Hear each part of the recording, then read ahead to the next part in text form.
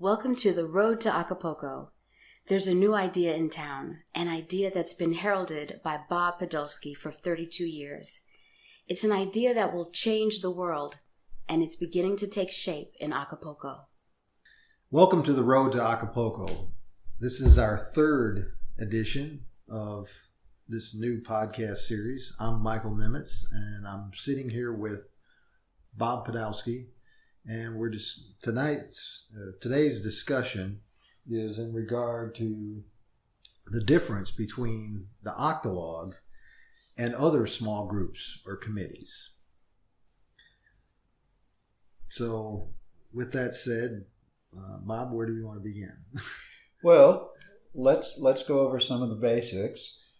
For starters, most people who have heard of Octologues know that an Octologue has 5 characteristics, and a group that doesn't have all 5 of these isn't an Octologue.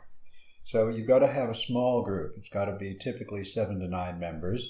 There are some examples that go beyond those limits in both directions, but they're special cases and can be handled. We have a balance between the genders, as nearly as possible equal numbers of men and women. We make unanimous decisions. We give each other quality mutual feedback and periodically engage in a little ritual we call amplification. These are the well-known characteristics of the Octologue. But frequently people see that and they think that's all there is to it. They think that, oh, well, if I have a small group that meets those criteria, I've got an Octologue. You have, rather, an Octologue in the making, and I want to address that. An Octologue, compared with other small groups, is rather like a team. If you have a sports team, I don't care what the sport is, but I'm sure you realize that the members of a team have an ongoing process. Just because they won last season doesn't mean they don't practice for this season.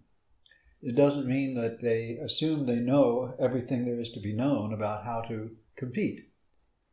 In fact, there is an ongoing training. With any decent team, you've got one or more people who really know their stuff teaching continuously, year after year, season after season. The teams keep practicing and working to get better and better, with some success or not, depending on the makeup of the team and the quality of the coaching. So that is true of the Octologue also. An Octologue is never finished in terms of its process. There's always more that the members of an Octologue can learn to become more self-sufficient, more successful, and have more fun in doing what they do. And having fun doing what you do is important. In fact, I had a roommate who used to tell me that if you're not having fun, you're doing something wrong. And I think there's a lot of truth to that, especially where the Octologue is concerned. So what I'd like to do now is I'd like to go over a number of subtopics, if you will, that have to do with what is involved in the ongoing process of an Octologue, both from the startup point of view and as the Octologue develops and becomes more effective and undertakes bigger tasks. So the first thing is, okay, we've got an ethic. Okay, we have an ethical purpose. In fact, I should have mentioned that as one of the... It was actually 6. Yeah, there were 6 instead of 5. Oh my goodness, I'm going to change that right now. You know, as a matter of fact, I was thinking that myself. Right, I don't know how I left that out. So, ethical purpose. Ethical purpose. Okay, so the group has to understand ethics, obviously. They have to know what is an ethic and what makes an ethic valid or not valid. This is very, very important stuff. Bob, if I can stop you right at this point and discuss kind of I know we've talked about ethics, but there's a lot about ethics that is kind of smoke and clouds and so forth that a lot of people don't quite grasp about the ethic and I guess what you would call the valid ethic. Right. Can we talk just a little bit about the valid versus invalid ethics? Yes, very important. An ethic consists of two parts. A value that defines what you want more of, or what you want to maximize, and a belief or belief system that tells you what to do to get more of what you value.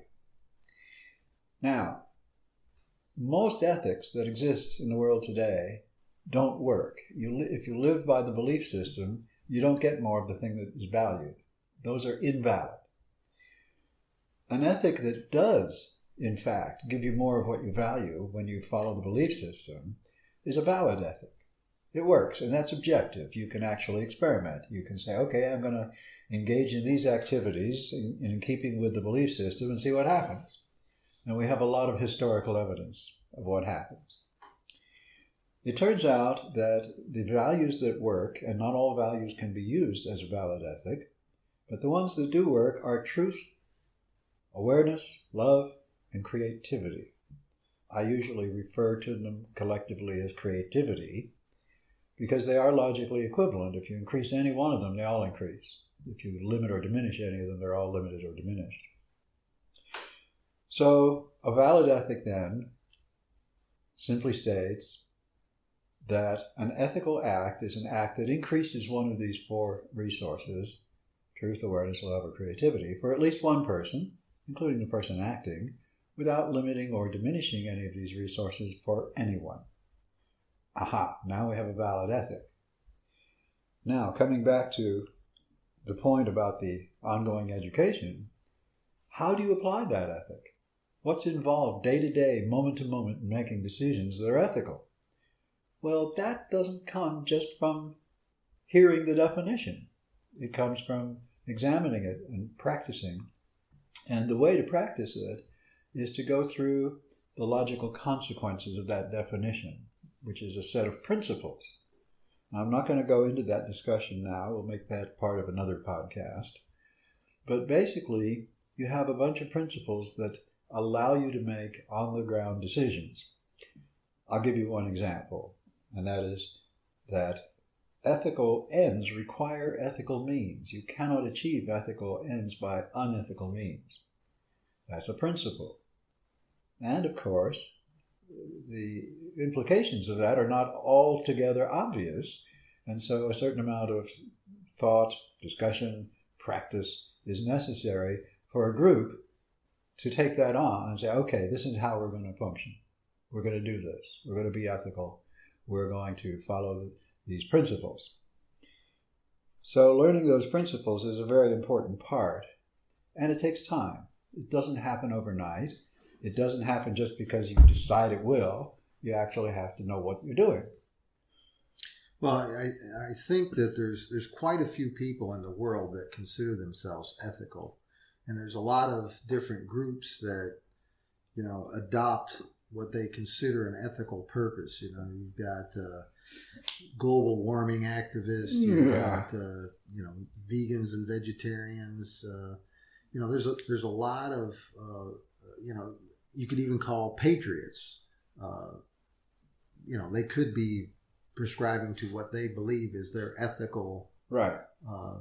Their moral belief. But the reality is most of those are not valid. Correct. And that's what makes the difference, is that when we approach an ethical, or when we approach something and we're going to do it ethically, we're going to have that discussion about the ethics behind what we're doing. And that kind of takes out a lot of these supposed ethical approaches and things and turns them into fallacies in the minds of the group. Quite right. In fact, professional groups like listing their ethics. And they usually define the ethics of the group as simply a list of rules that they claim to follow. Now, first of all, historically, such lists of rules are usually not obeyed by the people who profess them. And even if they are, most of the rules are basically intended to reinforce the cartel nature of the business or of the organization. They are intended to limit competition and monopolize the industry, whatever it happens to be. Those are not ethics. They call them ethics, but they're not. They're just rules. And it is impossible to make up a set of rules that will cover every situation. And this is why it's important for an Octologue to really understand the ethic, the valid ethic, because each undertaking suggested within the group has to be evaluated independently of any others. In other words, there's how shall I put this? It's important for the group to really know what they're doing about the ethics. Otherwise, they're going to be making mistakes. And that brings us to the fact that an Octologue makes unanimous decisions. If it isn't unanimous, a decision is not a group decision in an Octologue. Now, it's not altogether automatic to understand what that implies in terms of how do these groups work. How do you get unanimity in a group? With some training, it can be fairly easy. In fact, it will be easy almost all the time once you learn how to do it. But it isn't automatic. It isn't something built into our genes that we just automatically do when we're in a group. Quite the contrary. This tends not to be true in groups, particularly in groups that you might call committees. A committee is a group that has a purpose and that meets to discuss that purpose and how to realize it. At least that's usually the nature of a committee. But it doesn't have ethical constraints automatically. And it does not have some of these other features. And the decision-making usually comes down to majority rule. And that is a terrible, terrible way to make decisions. Majority rule almost always results in bad decisions. And there are many, many illustrations of that. That's something that we can talk about again in another podcast. But the fact is that if you want to have good decisions, they have to be unanimous. And it takes some practice to get to unanimity easily. Some people complain that if you apply that constraint to a group, then decision-making becomes laborious and time-consuming and slow and so on and so on, and people complain about it. Fact is that with some training and some practice, it's not that slow. It can actually be faster than in a committee. And even if it is slow, you wind up with so much better decisions. It doesn't matter that it's slower. You save a lot of wasted time by making a good decision, whereas if you make a bad decision, you're going to wind up wasting a lot of time after the fact and have to come back and revisit the decision. Not so when you have unanimous decisions, because anyone in the group can say, wait, no, I don't want to do that. Well, that vetoes the decision. Everyone has a veto power. Yeah, I think actually we just had our Octologue the other night, and we went through a few decisions, relatively simple decisions, but I felt a very interesting kind of mental exercise going on, where when someone brought up an objection or a variant of the opinion of what the majority of people wanted to do, that it was more of a consideration that each person thought about that alternative opinion and really thought through it. And so I felt like as we went through decisions more and more, people were thinking more about not just one side, like, well, this is the way I believe it should be, so let's do it. They were actually thinking about, well, what's the alternative? What might be a problem with this thing? And so, I think to some degree, people are grateful when an objection comes up to say, okay, well, let's consider the other side as well. And so I think this also kind of translates into the creativity of the group, because when you do have to have a unanimous decision, and there are some things to consider that may not make it a unanimous decision, then you've got to become creative about how this decision is applied and what is the actual actions that are taken, which means that, all these new things, these new ideas come about just from some simple decision making. Quite right. There is, among these various constraints on the Octologue, there is a synergistic effect. When they're working simultaneously, you get all kinds of better things happening. And that's something that people don't automatically expect and need to kind of get used to in order to have that become the norm. And you want it to be the norm. So there's all this stuff about the ethics and the principles. And it's imperative for an Octologue to speak about the principles, to actually sit down with a list of them and go over them one at a time and make sure everybody understands. What are these ethical principles? How do they apply? Once you get them set in your head, you have a moral compass that goes with you everywhere and makes all kinds of individual decision making easier. And I spend much less time making tough decisions now than I used to, because I have this sense that I can quickly evaluate a proposition and if nothing else, say, okay, I believe this to be ethical, or I believe it not to be ethical, or I don't know. Either way, I have my work cut out for me, and it simplifies things.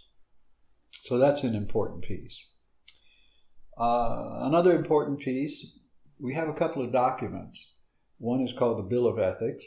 One is called the Titanian Code of Honor. These are logically equivalent to one another, but they serve different purposes. For instance, the Bill of Ethics is a great addition to a set of bylaws or a charter or founding document, a constitution. If you're creating an institution of some kind, you're creating an organization, then the Bill of Ethics is a very good adjunct to the founding documents, because it really, really goes into a lot of detail specifying what the principles are that are to be observed and how. And it's a legal document. It's written like a legal document, and most people don't enjoy reading legal documents. I don't. I wouldn't want to be using the Bill of Ethics in my everyday decision making. It's too complex, more so than I need. Whereas the Titanian Code of Honor is really very simple. It's really simple, and it takes only a matter of minutes to understand it. It may take years to fully learn to apply it. Much of this is like the game of Go, the Oriental game of Go. The moves are simple. You can learn them in 10 minutes. And this is true of the ethics. You can learn the basics. You've just heard the basics. So you can learn it in 10 minutes, but spend a lifetime learning to apply it. People spend decades learning to be really good at the game of Go, or chess, or any difficult game. Learning the rules is one thing. Learning to play well is another. And the same is true of the Octologue. Well, I think what makes the Octologue, and I guess it's also like a game of chess or Go, is that you can easily see results almost immediately. You can formulate a group, an Octologue, And in no time, you can start to feel the power that it has. I feel like there's the heck, I'm trying to think of it, but when people think something and then they say something and then they do something, this is all the method to make something that's just an imagination in your imagination into reality. And I think with the Octologue, the second step, saying something, is multiplied dramatically. And so when you have an idea and then you tell it to other people that are dedicated to your success, it's crazy how fast it can happen. Mm-hmm.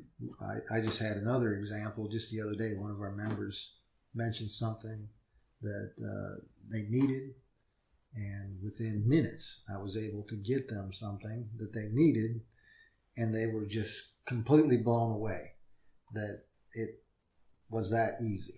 Mm-hmm. So I think when people experience that, they're really going to start to see how effective that is. Agreed. So now another area that it's important that Octologue members learn about and master has to do with finding new members, whether it's new members of your Octologue or new members of a holomat that is joined to your Octologue. Call it inviting, call it recruiting. You're talking about introducing the holomatic idea or the Octologue principle to people for whom it's new. And that takes practice. When you begin, you start out, if you have a purpose that you want to serve, you want to fulfill a purpose, and you're alone, you don't have a group, you don't have an Octologue, you got to bring other people into your sphere of influence who are willing and interested in doing something different and are open-minded to this new way of organizing. People are so accustomed to hierarchies that many people feel very uncomfortable when they're not in a hierarchic situation where they know everybody's rank and who's the boss and who's in charge and all the rest of that nonsense. So it's important for people to understand this is a different environment. You're going to handle it differently. There is no boss. There is no one calling all the shots. So how do you talk to the newcomer? How do you tell them what this is about? And this takes practice. I've been doing this for 32 years. And I'm not an expert at it yet. I'm getting better at it every day. And I'm much better at it now than I was when I started. On the other hand, everyone starts somewhere. And if you want to be effective in growing your group and becoming more and more successful, then you're going to want to know how to talk about these things. And the hardest part is dealing with skepticism and disbelief. And there's a whole chapter in the book Flourish specifically about how do you deal with skepticism, disbelief,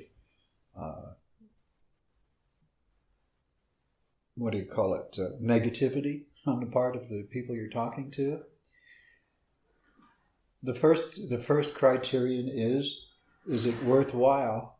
You have to ask yourself, is it worthwhile to continue talking to this person? Because there are people that you could talk to all day, every day, the rest of their lives, and they never get it because their mind is closed. You have to find people whose minds are open.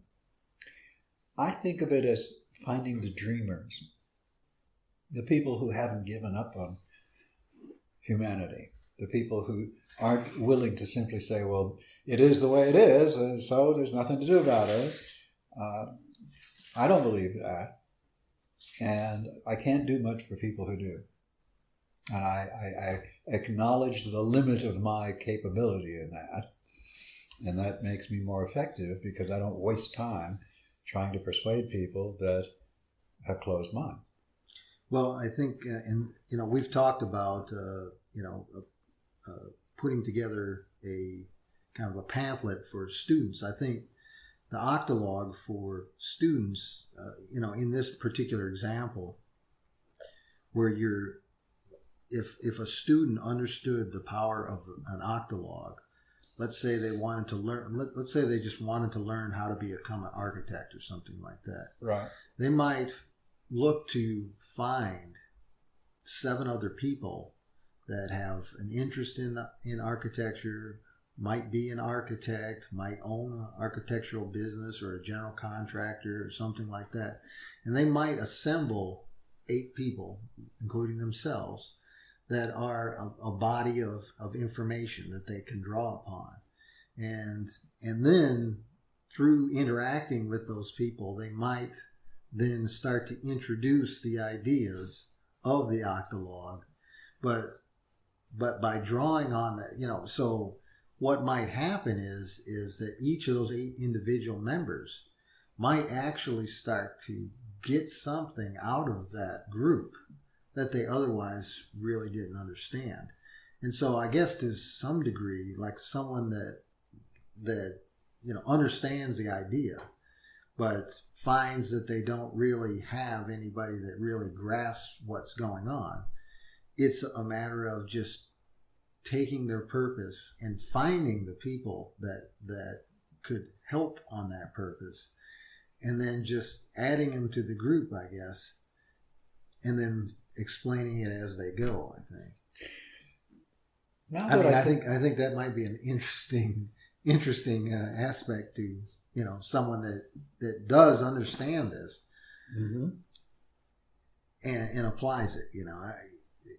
I could think of a different version. All kinds of examples of that in my own experience. When I was an undergraduate in college, one of the things that I wanted to do was to have some leisure time activities that were adventurous and fun and exciting and challenging. And I decided that I wanted to take up cave exploring, because I was in a region, I was living in southern edge of Ohio, and I had access to Indiana and Kentucky, where there are a lot of caves. And I'd always been fascinated with caves.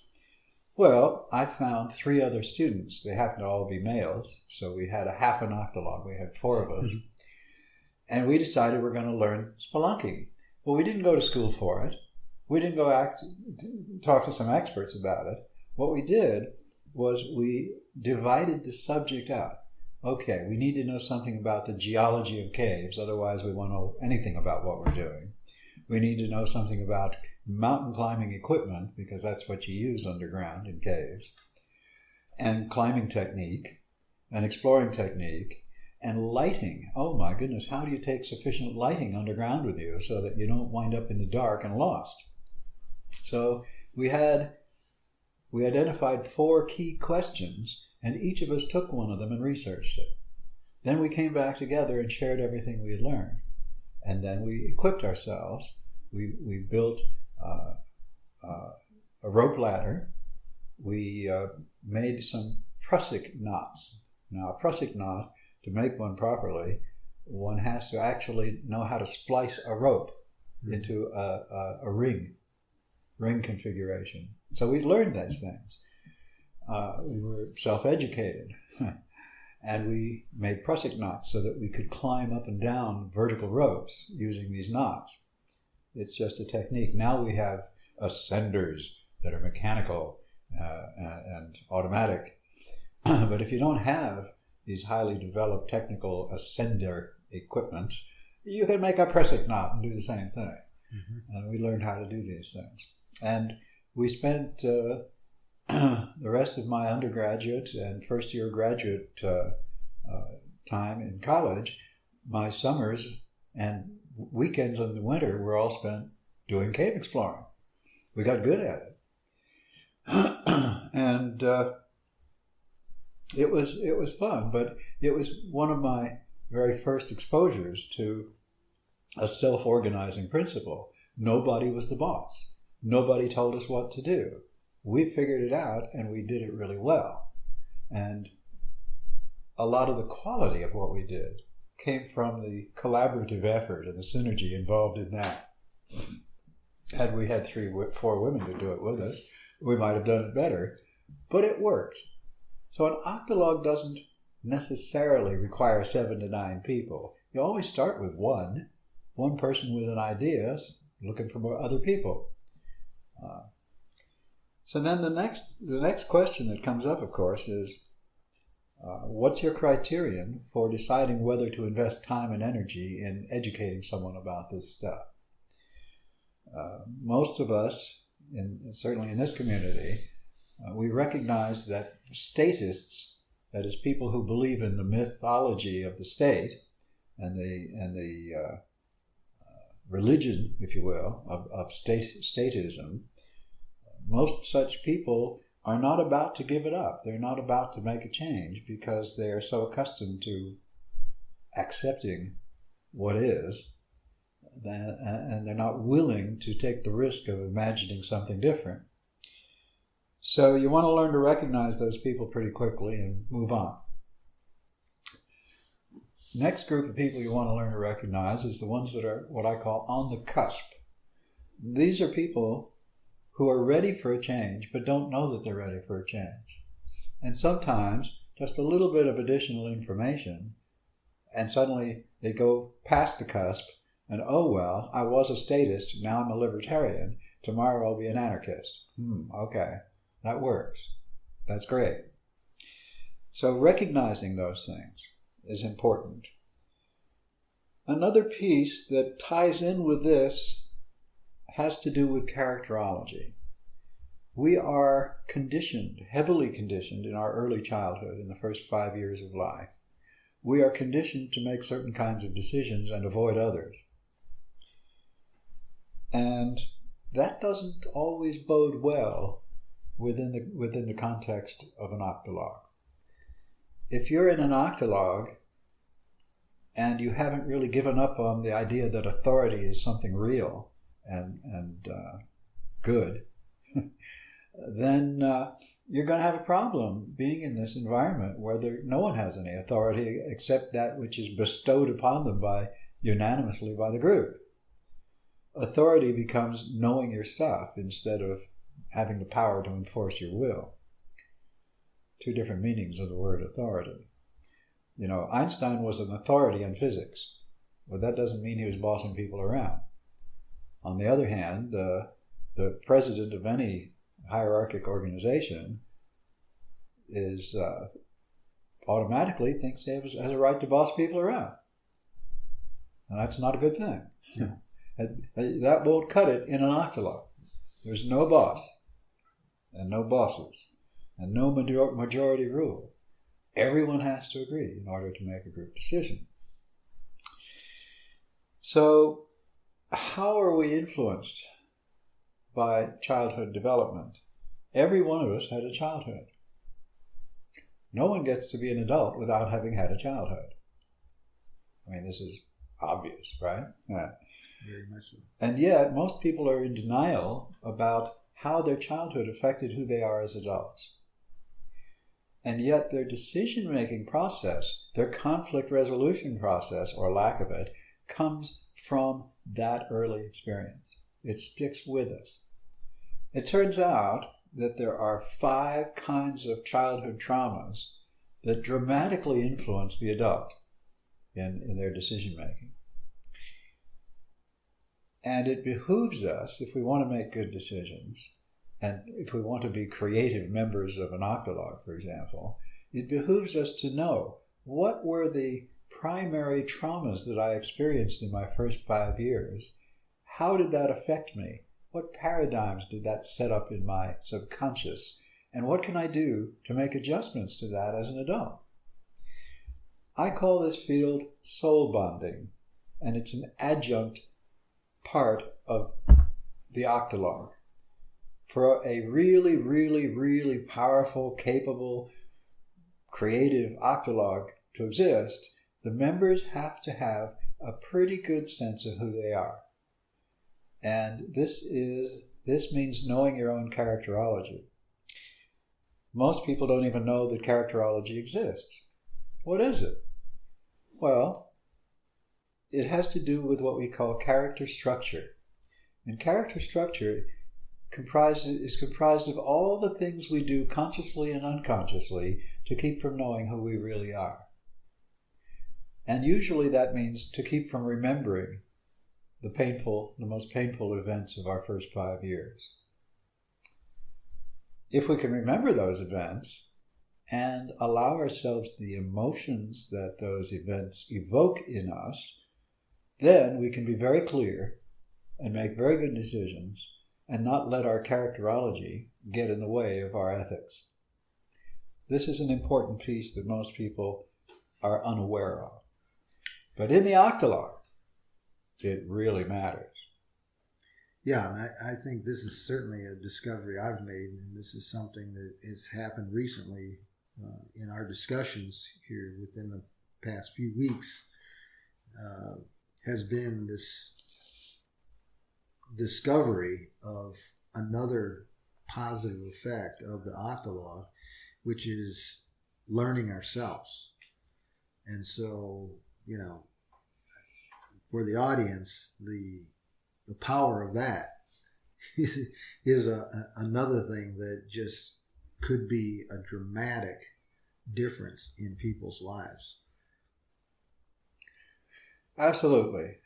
I think that, in a way, one can think of an Octologue as a school of living. Each individual little group becomes its own school. And the quality of life of the people who are in that group will be heavily influenced by how willing they are to learn the art of ethical living. There is so much to it. And it is so tied in with our early experience. People who are unethical learn to behave that way. They aren't born that way, generally. They learn to behave that way through their childhood experience. And then they kid themselves into thinking otherwise. Yeah. So, within any group, the characterology of the members is going to affect the dynamics of the group. And so, in an Octologue, because of the feedback and the consciousness of how our early experience affects us, it's possible to compensate for those early experiences in ways that make the group work better and also enhance the individual dynamics of the people in the group. Personal growth is one of the starting points. And in fact, Foster Gamble, in his introduction of the Thrive movie that he did, he talks about this, and he's talked about it elsewhere, that making good things happen begins with self-knowledge. And so the Octologue encourages self-knowledge and can provide tools and methods for dramatically increasing self-knowledge.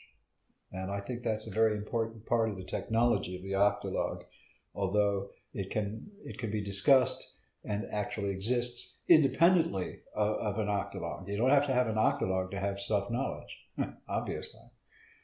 But the Octologue can serve that purpose along with the other ethical purposes that it serves.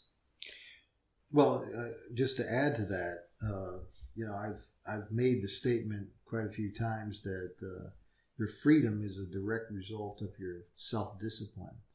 And by having 7 other people to bolster your own self-discipline probably means that you're going to have a lot more freedom. Right. Right. So the characterological differences between the members of the group will, from time to time, surface and result in conflict. So when it comes to resolving conflicts, it's very helpful to understand the characterology, because the characterology causes most of the conflicts. Were it not for these implanted ideas that get stuck in our heads as children, were it not for that, and the falsehoods of some of those ideas, things would be a lot simpler without character structure. So given that we can't avoid having character structure, we better learn what it is and how to work with it. We can do this. We know how.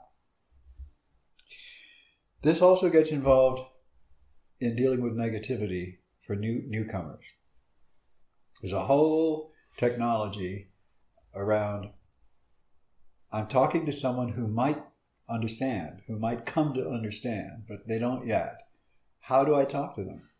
When they say, oh, who do you think you are coming up with such things? Well, what do I say to that? Who do I think I am? Well, I know who I am. Maybe you don't. But the question has implications. Who do I think I am? Who do you think I'm not? Huh? Well, I need to be able to answer questions like that and do it peacefully, relaxed, without pressure or stress.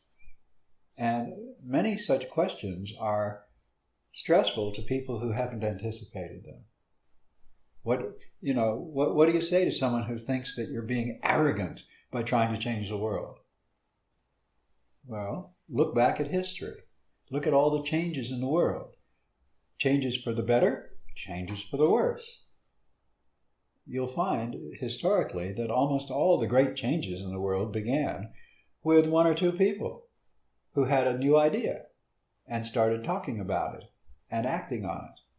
And whoop, so all of a sudden, what do you know? We've got special relativity now because we realize that the speed of light is the same for all observers. And that creates special relativity, and out of that comes all the electrodynamics and all the atomic energy stuff. Wow, one little new idea from one person and the world changes. That's how it works. You can be the one person. You can be one of the one persons. In an octologue, you get support for that. In the rest of society, you get knocked down for it. Yeah. So it's a very supportive environment, and you need to have at your tip of your tongue appropriate responses, non-defensive responses to all kinds of verbal attacks. Well, with practice, you no longer feel attacked when someone is doing a verbal attack. You realize, I have no skin in that game. They're the one with the problem. Let me help them solve that problem. Let me help them increase their awareness so that they're no longer saddled with that burdensome misunderstanding. When you approach people that way, the results are dramatically different than if you argue. No point to arguing.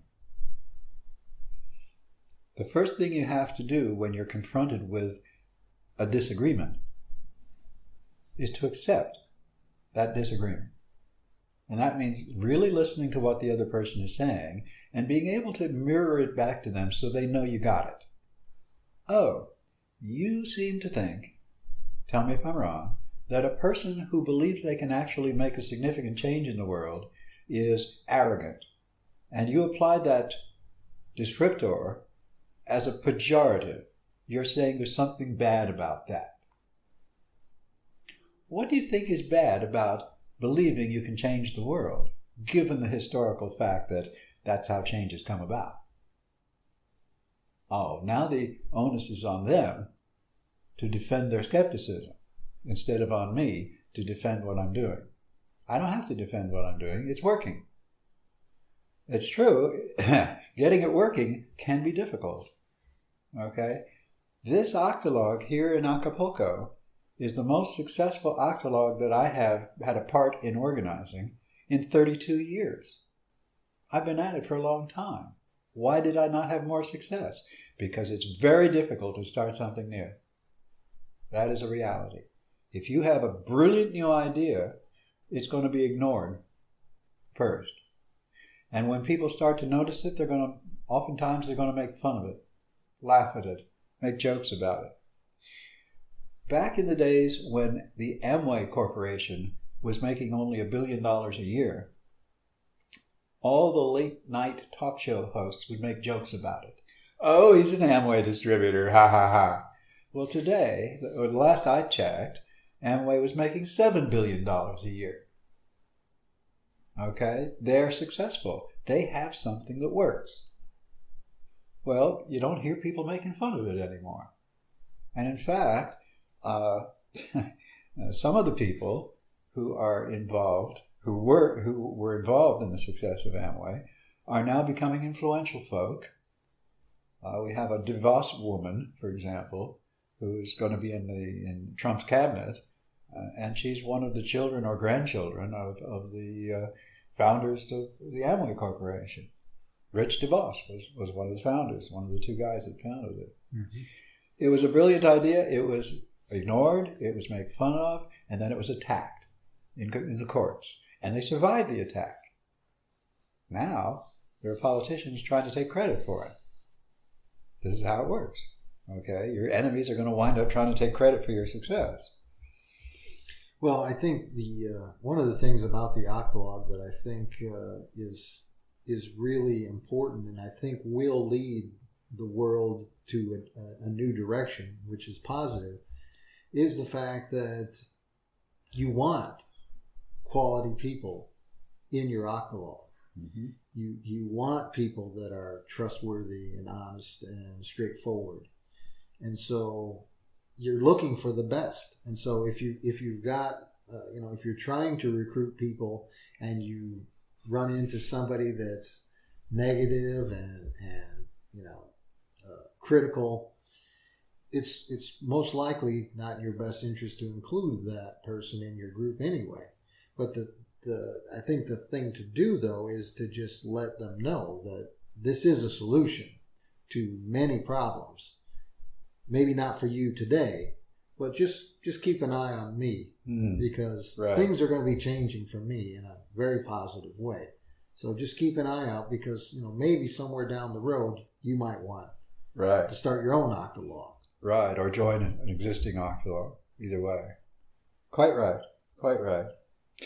So, as a result of the characterology and the damage that it does to our decision-making capabilities,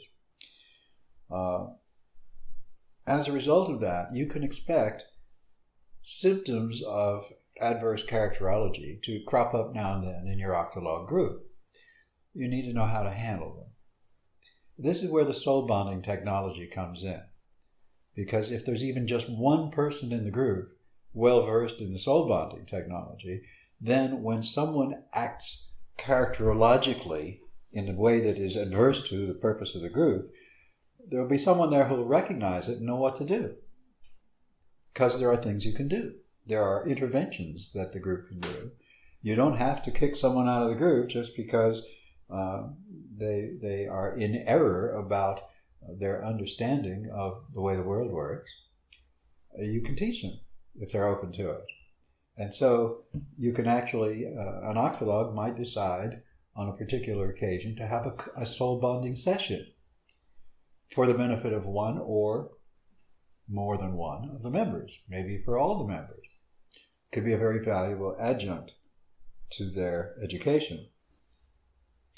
And it will help a lot when it comes to, okay, we've got someone characterologically disrupting the process of the group, because that often happens. If someone is characterologically damaged, they're going to damage the process unless you intervene.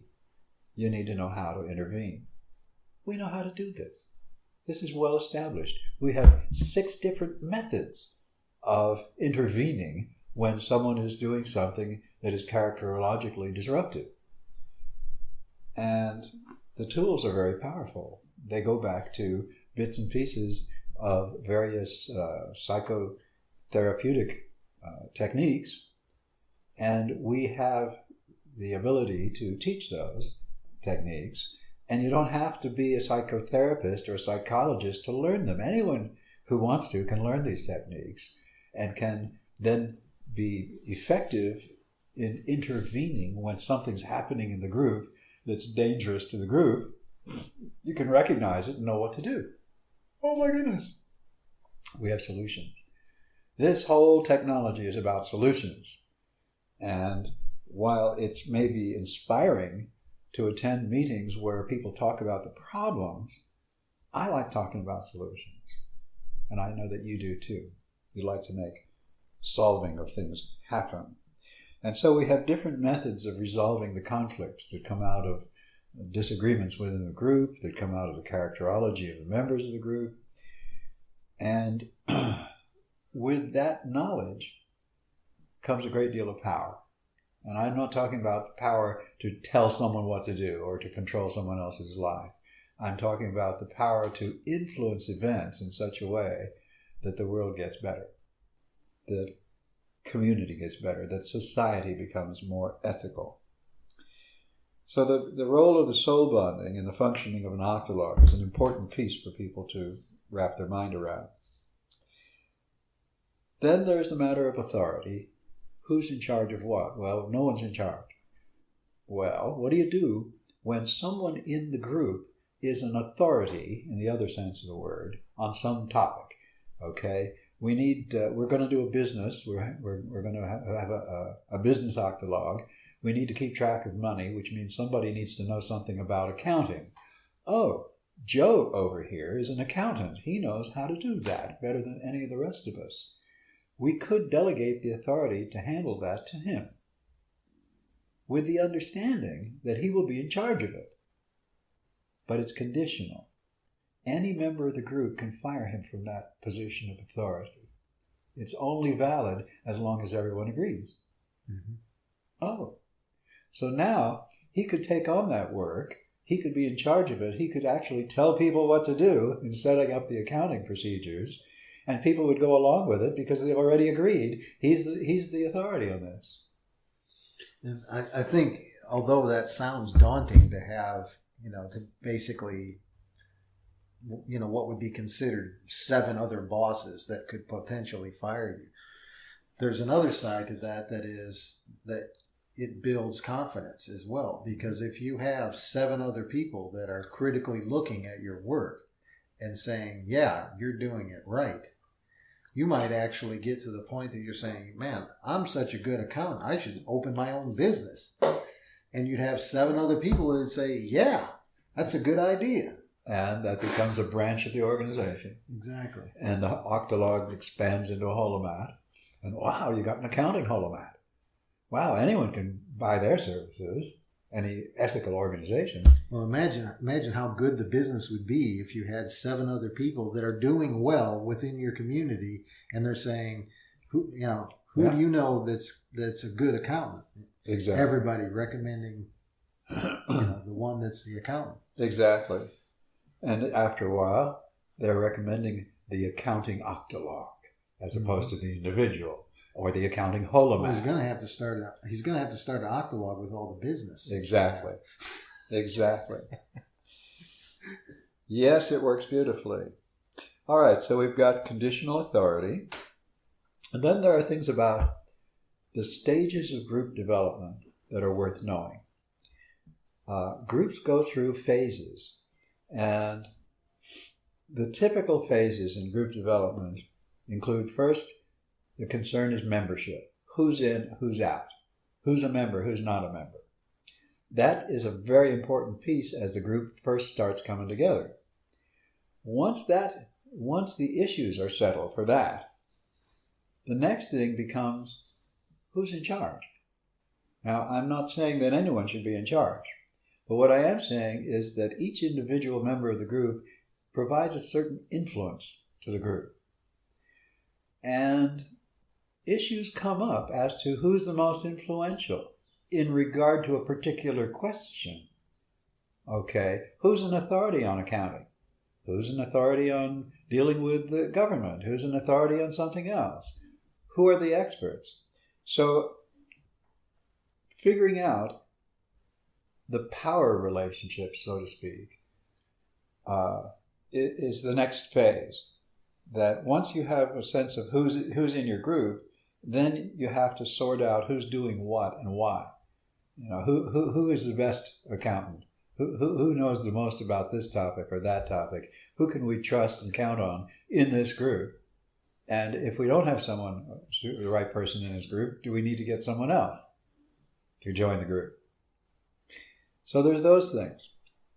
And once those are settled, then, because the group gets to be pretty close and people get to know each other pretty well, you then have issues having to do with affection. Who likes whom? Who's getting along with whom and who's not getting along with whom?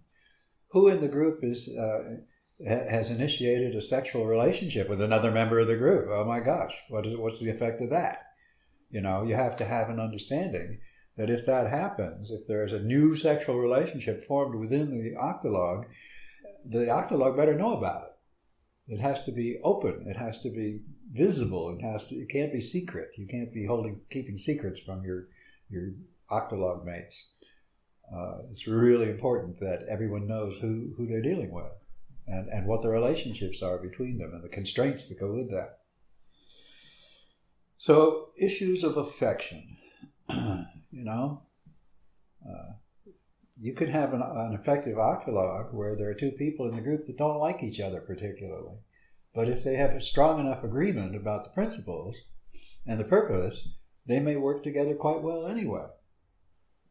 Affection is not necessary for good functioning, but you do find in an Octologue that people develop relationships, that the social aspect of the Octologue continues on. You don't wipe out the social constructs just because you're in an Octologue. And so all the things that go on between people socially happen in an Octologue, and you have to be prepared to have the flexibility to deal with whatever happens. And that it helps to have some preparation for that.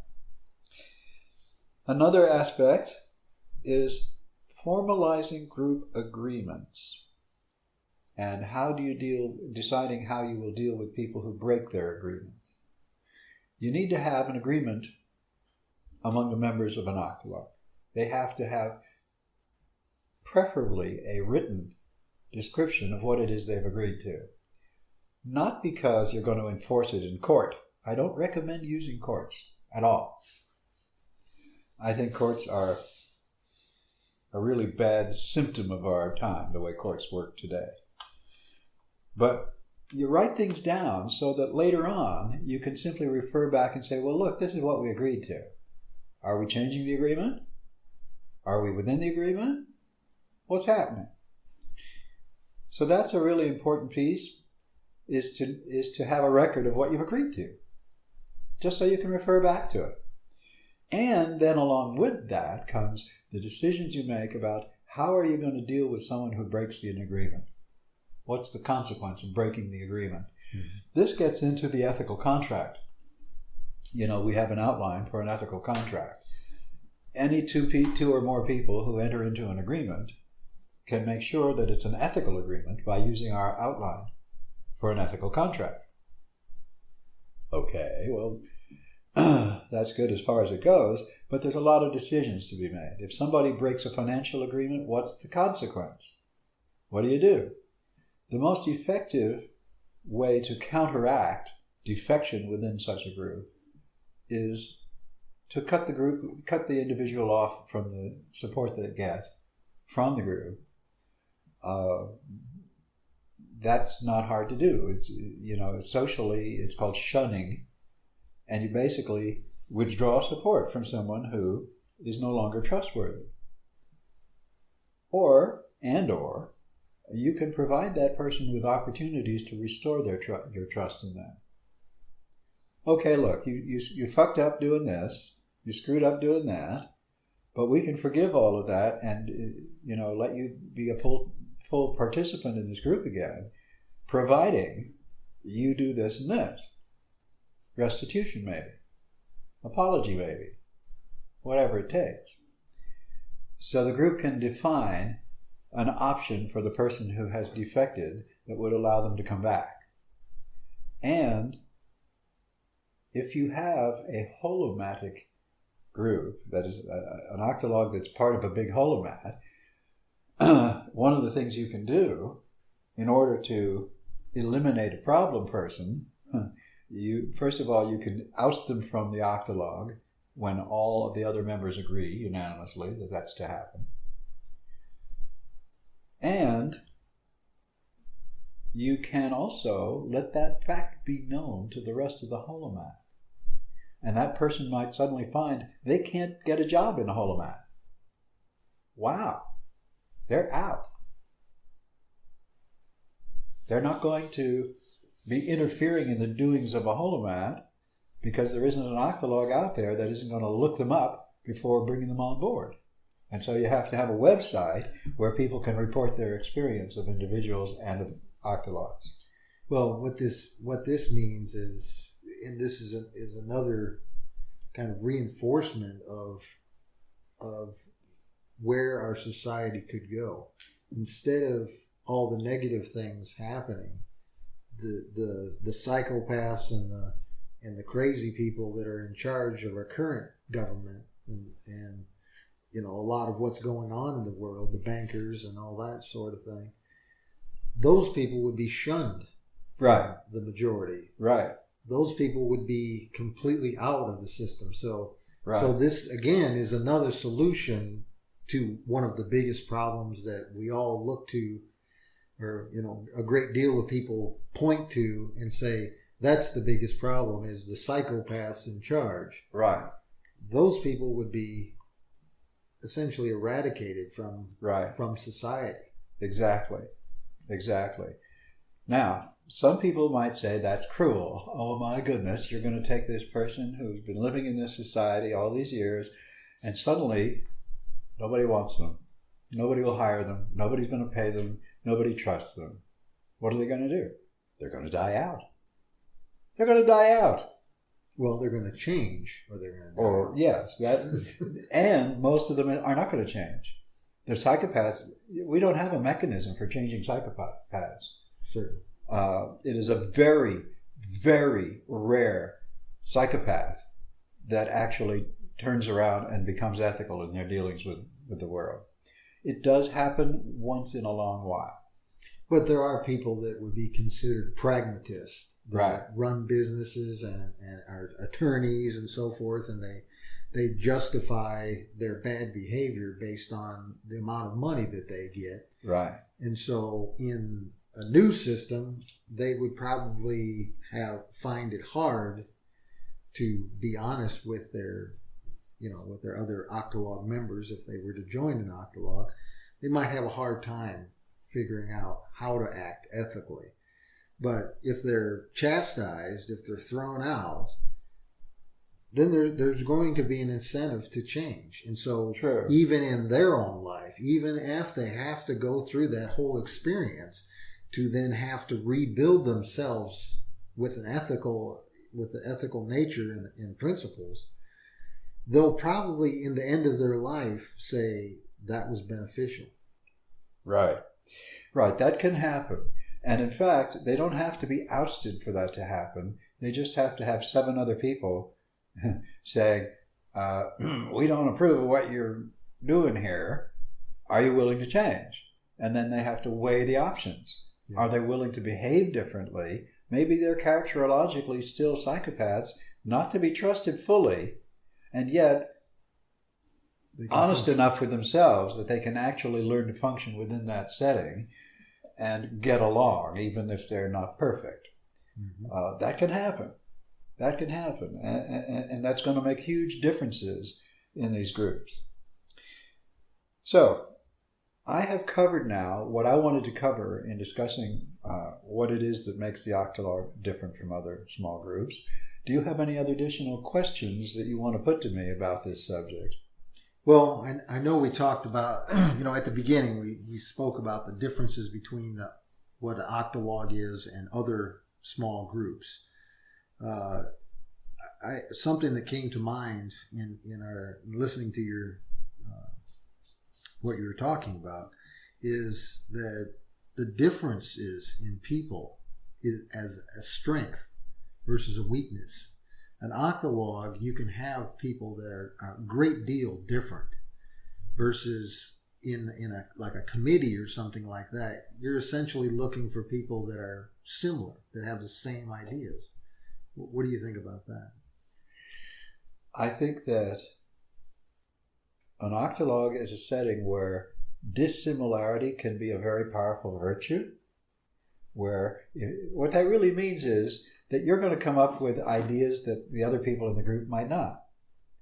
That expands the creativity of the group. And that is one of the fundamental purposes of having an octologue, is to amplify the creativity, both during the amplification ritual and the rest of the time as well. We are always, in an octologue, we are always building on one another's creativity in the best way we can. And it takes a while to learn, what can I do? How can I best support my group members, my fellow group members? It just takes practice and exposure to some new ideas about how these things can work. And it does work. It does work. So, yeah, I see that as quite worthwhile to have diversity of that kind. Now, it's true that you cannot have that diversity include people with a very different ethic. Okay? It's important that people in an octologue accept the evolutionary ethic. There are people on the internet now talking about the evolutionary ethic. Wow, where do you think that came from? Well, it came from what we are doing. Okay? The evolutionary ethic was labeled, if you will, tagged by John David Garcia, my mentor, and I've used that term extensively since 1984. And it's catching on. People are starting to talk about it. I've had several people on the internet giving examples and explaining without any further input from me. It's catching on. It's a time. The time is right for this idea. All the signs and symptoms say the day of the octologue has arrived, and you are living proof of that. Yeah, I think I've got big hopes for it. I wrote down a few questions before we actually started this interview, and so I think we've covered quite a few of them. We've talked about decision making. We've talked about the personal interaction between the members. I kind of brought up an example of like a professionalism or mentorship type circumstance where you could create an octologue and further yourself if you were like a student looking to right. come up with mentors. Right. This would be an excellent way to pull that off. We've also talked about the ethical nature of interactions and decision making and how that would turn things into, or would essentially reinforce good behavior of the members. Right. What do you think about Octologue as applied to government? Well, if a government decided, and I think this is a very unlikely event, but if a government decided to turn itself into a holomat comprised of octologues, using our definitions and principles, if that happened, I think it would be wonderful. I think that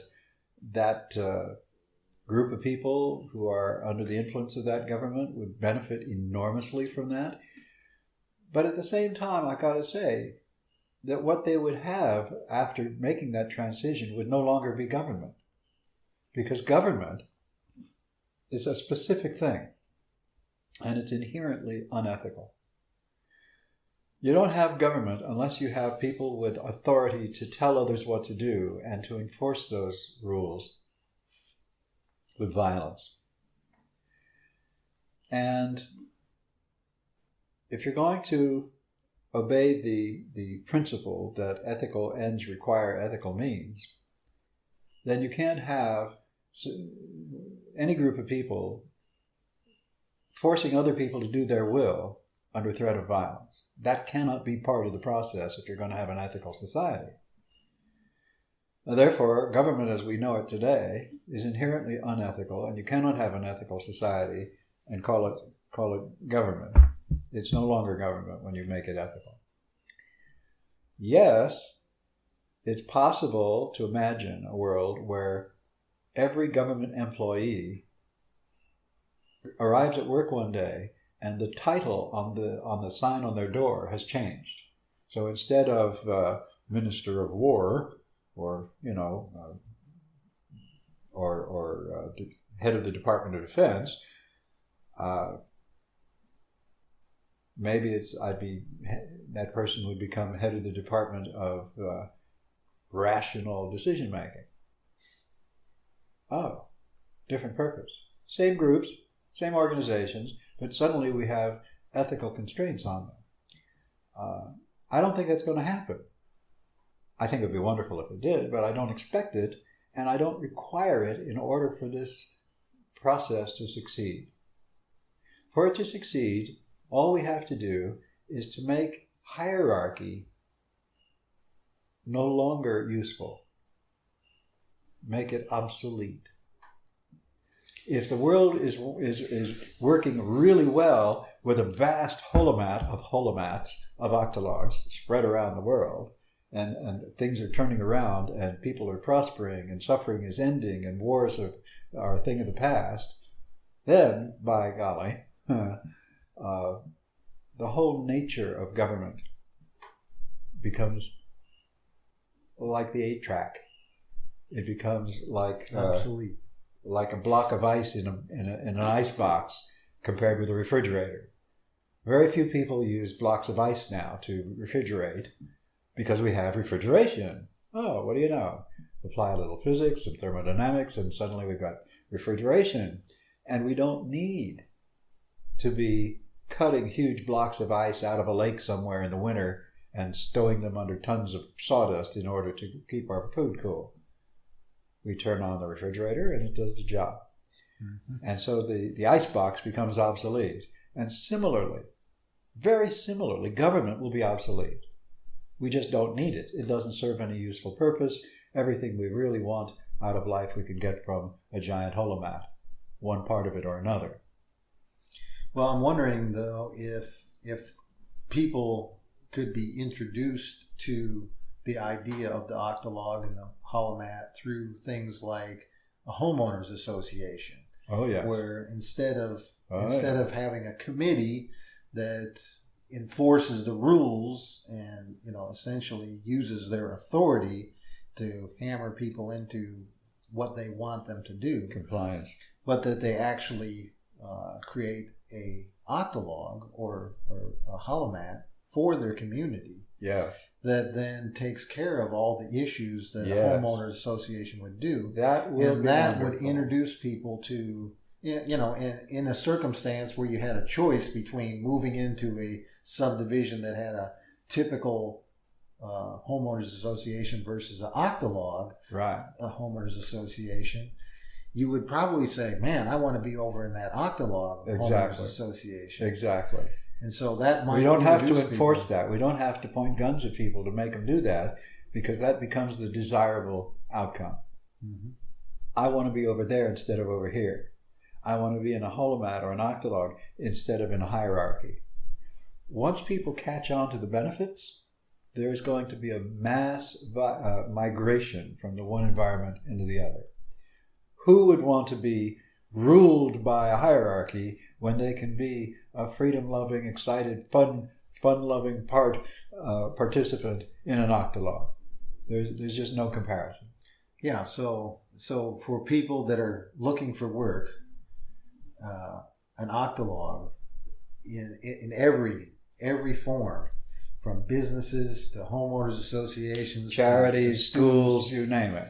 Yeah, everything that has a group could have an alternative. Right. So every charity that you know of that you think is wonderful, you could say, well, I want to introduce a section of that that's going to be an Octologue version. Yes, and that is actually a very good way to infiltrate hierarchies, is to get the owner of the hierarchy, or owners, to decide, here is a part of what we do, a function or a department that we can experiment with, and you turn it into an Octologue or a holomat.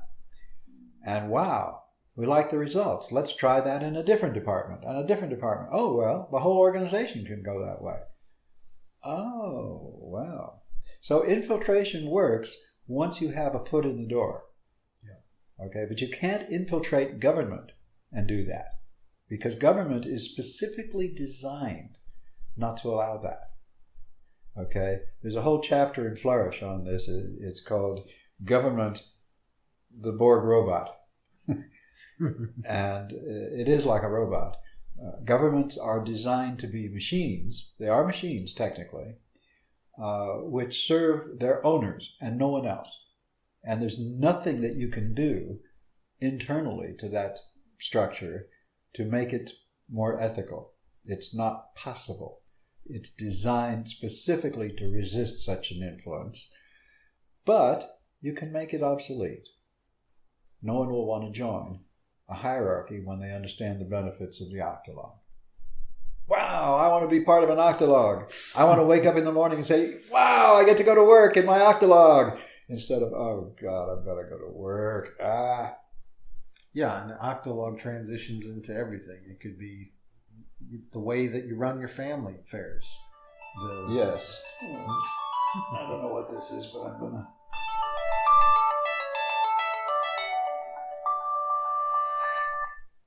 Sorry for the interruption. We'll just cut that out. Yeah, we'll cut that out. All right, so finally, I just wanted to mention, you mentioned the ethical contract, you mentioned the Bill of Ethics, and the Titanian's Code of Honor. Mm-hmm. Where could someone find those? Titanians.org. Titanians. Titanians, plural, .org. And I recommend that newcomers read the article Ethics, Law, Government on that website. That is the best comprehensive description of what we're doing that we have so far, short of writing a whole book. And we have the book. The book Flourish is available through the website. There are links to acquire it in Kindle and if you send me your email address, I will send you a PDF file of the book for free. Oh, here we go again.